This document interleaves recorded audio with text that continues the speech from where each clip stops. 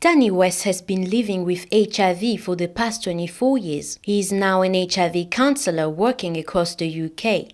If we lived in a society in which there was no stigma attached to HIV, then we wouldn't need those laws.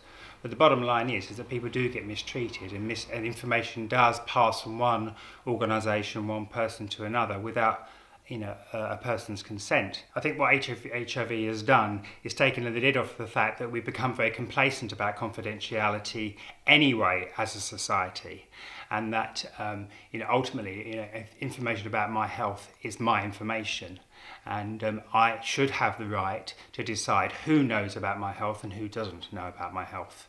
At the Dorset's HIV leading organisation, they believe the government should take the blame for the impact of HIV.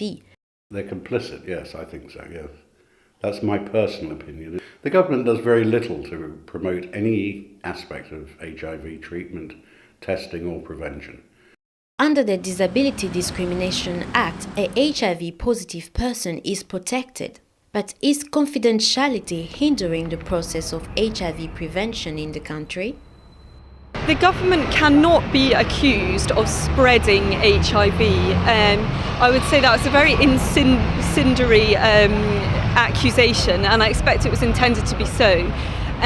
They can be accused of not doing enough, but that is very different from actually actively making the HIV situation worse.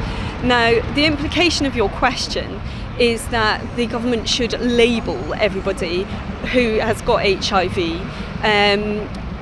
so that other people know that what their risks are. Now, I'm afraid I don't think anybody would take that suggestion seriously. The obvious problem with that is that HIV is still a very stigmatised condition. HIV/AIDS is known as a silent killer, yet a medical professional argues that things should stay the way they are. Confidentiality is the cornerstone for trust. It's really between doctors and patients. If there's no confidentiality, that trust is gone. So really, that shouldn't be touched.